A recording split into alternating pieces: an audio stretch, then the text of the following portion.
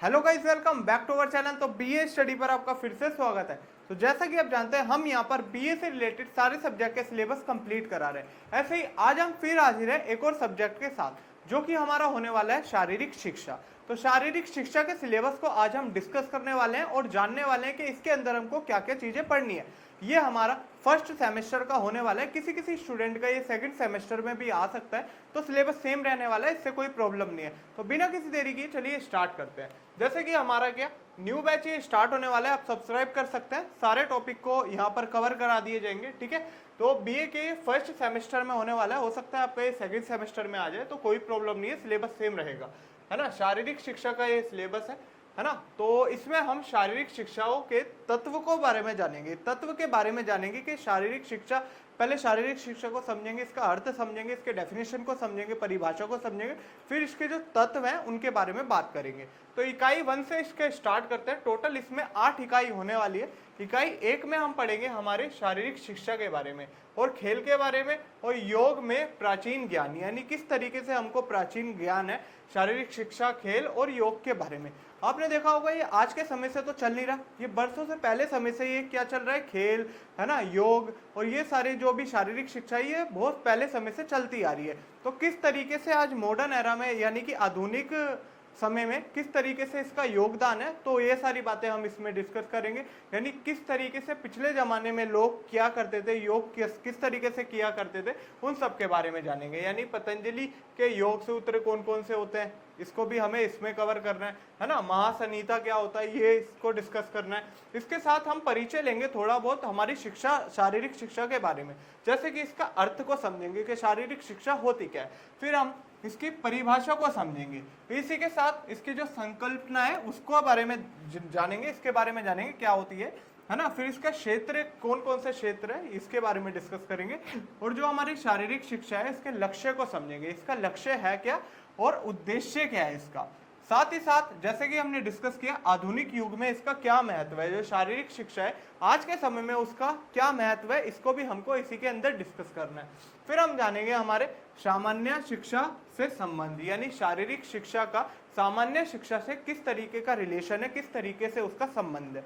फिर हम इकाई 2 पर आ जाएंगे। इकाई 2 में हमको समाज शास्त्रीय आधार के बारे में पढ़ना है, यानी कि जो लोग बाग हैं वो किस तरीके से शारीरिक शिक्षा को अपने जीवन में किस तरीके से उसमें योगदान देते हैं और किस तरीके से उसको अपने जीवन में लाते हैं। तो ये सारी बातें हमको इकाई 2 में डिस्कस करनी है। सबसे पहले हम अर्थ, परिभाषा और महत्व को समझेंगे, है ना। किसका, खेल समाज शास्त्र का। खेल समाज शास्त्र का हमको पहले अर्थ समझना है, परिभाषा समझना है और इसका क्या महत्व है इसके बारे में समझना है। फिर हम संस्कृति और खेल के बारे में जानेंगे कि किस तरीके से संस्कृति खेल से जुड़ी हुई है। उसके साथ हमारा लिंग और खेल, यानी किस तरीके के लोग, लड़का या लड़की किस तरीके के खेल के साथ जुड़े रहते हैं और किस समय से जुड़े आ रहे हैं, वो सारी बातें। उसके बाद इकाई 3 स्टार्ट हो जाएगी। इकाई 3 में हमको ओवरऑल इतिहास के बारे में जानना है। जो हमारी शारीरिक शिक्षा, खेल, योग है, इन सब का इतिहास जानना है, कहाँ से आई। सबसे पहले हम भारत में बात करेंगे कि भारत में इनका किस तरीके से आगमन हुआ, किस तरीके से ये भारत में आई, है ना। सबसे पहले देखो भारत में इसका इतिहास के बारे में जानेंगे और इसका विकास किस तरीके से हुआ शारीरिक शिक्षा का हमारा भारत के अंदर। पहले हम जानेंगे जो हमारे इंडिपेंडेंस से पहले की, यानी कि जब हमारा भारत आजाद नहीं हुआ था उससे पहले किस तरीके के हमारे शारीरिक शिक्षा को लोग लिया करते थे और शारीरिक शिक्षा का इंडिपेंडेंस के बाद किस तरीके से विकास हुआ, ये सारी बातें हम डिस्कस करेंगे। फिर उसके साथ हम पुरस्कार एवं योजनाओं के बारे में जानेंगे, किस तरीके के पुरस्कार दिए जाते थे हमारे शारीरिक शिक्षा के जो खेल हुआ करते थे, है ना, उसके अंदर। उसी के साथ योजनाएं क्या लाई जाती थी शारीरिक शिक्षा के लिए। उसके बाद हमारी इकाई 4 स्टार्ट हो जाएगी। इकाई 4 में हमारे को स्वास्थ्य शिक्षा से संबंधी बात करनी है। स्वास्थ्य शिक्षा होती क्या है, यानी जो हमारी हेल्थ है, स्वास्थ्य है, उसको, उसके बारे में जितनी भी जानकारी लेना वो स्वास्थ्य शिक्षा कहलाती है ना। तो किस तरीके से हम स्वस्थ रह सकते हैं, है ना, बिना बीमारियों के अपने जीवन व्यतीत कर सकते हैं। तो ये सारी बातें हमको इसके अंदर डिस्कस करनी है ना। सबसे पहले स्वास्थ्य शिक्षा का अर्थ को समझना है कि होता क्या है, ये अर्थ को जानेंगे। फिर इसका परिभाषाओं को समझेंगे, परिभाषा क्या कहती है इसकी। फिर इसका उद्देश्य क्या है, उद्देश्य क्या हो सकता है ना, अपने आप को स्वस्थ रखना, है ना, ये इसका क्या हो सकता है, उद्देश्य हो सकता है। इसका सिद्धांत क्या बताता है हमको, ये सारी बातें। इसका महत्व क्या है, हमारे जो जीवन है उसमें महत्व क्या है स्वास्थ्य शिक्षा का। उसके बाद जो खाद्य पदार्थ होते हैं यानी कि खाने वाले जो पदार्थ होते हैं उसके बारे में हमको सारी एक्सप्लेनेशन देनी है, उसको अच्छे से समझना है कि जो एक खाने वाला पदार्थ है इसके अंदर कौन कौन से आहार है उसके बारे में बात करनी है ना। ये पोषण भोजन, कौन कौन से पोषण भोजन हो सकते हैं, उसी के साथ शरीर के आवश्यक पोषक तत्वों के बारे में गलत धारणा है, यानी कि कुछ लोगों को पता ही नहीं होता किसके अंदर कौन सा आहार है, वो गलत तरीके से उसको खाते रहते हैं जिसका परिणाम बहुत बेकार भुगतना पड़ सकता है उनको। तो उसके बारे में हम पहले जो हमारे आहार है ना, तत्व हैं, उनके बारे में अच्छे से समझेंगे, किस खाने में कौन सा आहार हमको मिलता है, कौन से तत्व हमको मिलते हैं, वो सारी बातें इसमें डिस्कस करेंगे। संचारी रोगों के बारे में जानेंगे कि संचारी और गैर संचारी रोग कौन कौन से होते हैं और इनके बीच में क्या क्या अंतर होता है। जैसे कि संचारी रोग में क्या होता है, एक बीमार इंसान स्वस्थ इंसान को क्या कर देता है, बीमार कर देता है। कैसे, वो हवा या पानी की वजह से किसी तरीके से भी हो जाता है, इनको कम्युनिकेबल डिसीज भी बोलते हैं। ठीक है, फिर हम जानेंगे हमारे अंतर्राष्ट्रीय स्वास्थ्य एजेंसियों के बारे में, किस तरीके से अपना योगदान देती है हेल्थ केयर में, है ना। जैसे कि WHO हो गई, वर्ल्ड हेल्थ ऑर्गेनाइजेशन, इस तरीके से हो गई यूनिसेफ यानी कि united nation international children's emergency fund, है ना, ये हो गई। ये स्वास्थ्य को बढ़ावा देने में किस तरीके से अपनी भूमिका निभाती है इसको समझेंगे। उसके बाद हमारी इकाई 5 स्टार्ट हो जाएगी जिसमें हमको ओलंपिक खेल, एशियाई खेल और राष्ट्रमंडल खेलों के बारे में जानना है और जानना है कि इसके अंदर कौन कौन से खेल खेले जाते हैं। ठीक है, फिर इसके अंदर जो हमारे ओलंपिक आंदोलन में हुआ था, जैसे कि हमारी प्राचीन ओलंपिक, आधुनिक ओलंपिक, इनको समझते रहना है। इसके साथ इसका लक्ष्य क्या होता है, उद्देश्य क्या होता है, भावना क्या होती है, साथ ही साथ मशाल, झंडा, उद्घाटन और समापन समारोह किस तरीके से होता है, इसको भी हमको इसी के अंदर डिस्कस करना है। इसी तरीके से एशियाई खेल और राष्ट्रमंडल खेल को भी हमें डिटेल में इसी के अंदर डिस्कस करना है। फिर हमारा इकाई 6 स्टार्ट हो जाएगा जिसके अंदर हम जानेंगे हमारे कल्याण की जीवन शैली को, यानी किस तरीके से जीवन शैली हमको जीनी चाहिए, कौन सी हमारे लिए स्वास्थ्य रहेगी, ये सारी बातें।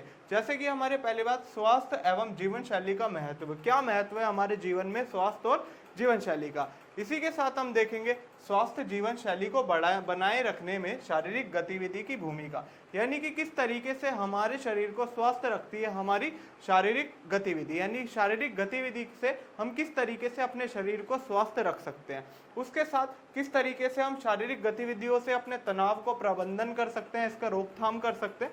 उसी के साथ किस तरीके से हम मोटापे को रोकथाम कर सकते हैं और इसका वजन प्रबंधन कर सकते हैं, वजन को रोक सकते हैं शारीरिक गतिविधि करने से, है ना। उसके साथ हमारा इकाई 7 स्टार्ट हो जाएगा जिसमें हम जानेंगे हमारे फिटनेस के बारे में। फिटनेस क्या होती है इसका पहले अर्थ समझेंगे, फिर इसकी परिभाषा को भी समझेंगे, फिर इसके प्रकार को देखेंगे कितने तरह के होती है ये। उसके बाद प्रभावित करने वाले जो कारक होते हैं, जो हमारे कुछ कारक होते हैं जो हमारी फिटनेस को प्रभावित करते हैं, जैसे कि हमारी एज, जेनेटिक्स, ये सब कुछ कारक होते हैं जो हमारी फिटनेस को इन्फ्लुएंस करते हैं या फिर कुछ ना कुछ अफेक्ट डालते हैं। इसी के साथ इसके घटक कौन कौन से होते हैं उसके बारे में जानेंगे। फिर जो हमारी फिटनेस है उसका विकास कब से लेकर कब तक होता है ना, और कितना होता है, और इसका रखरखाव किस तरीके से कर सकते हैं, यानी कि हम फिजिकली फिट किस तरीके से रह सकते हैं। उसके साथ हमारी लास्ट यूनिट जो है, यानी कि लास्ट इकाई 8 हमारी यहाँ पर स्टार्ट हो जाएगी जिसमें हम आसन के बारे में जानेंगे, जिसको हम इंग्लिश में बॉडी पोस्चर बोलते हैं, पोस्चर बोलते हैं। ठीक है, इसको हमको किस तरीके से रखना चाहिए, सबसे पहले इसका अर्थ के बारे में जानेंगे कि आसन होता क्या है, उसके साथ इसके परिभाषा को समझेंगे कि परिभाषा इसकी क्या बताती है हमको। फिर हम जानेंगे अच्छी मुद्रा का महत्व, यानी कि एक अच्छे पोस्चर का क्या महत्व है हमारी जिंदगी में। उसके साथ खराब मुद्रा यानी खराब पोस्चर के क्या क्या कारण होते हैं उसके बारे में। इसी के साथ जानेंगे मुद्रा संबंधी विकृतियां के बारे में, यानी किस तरीके से कौन कौन से कारण होते हैं हमारी जो बैड पोस्चर के, यानी कि खराब मुद्रा के, है ना, और किस तरीके से हम उनको ठीक कर सकते हैं, ये भी हम इसी के अंदर जानने वाले हैं।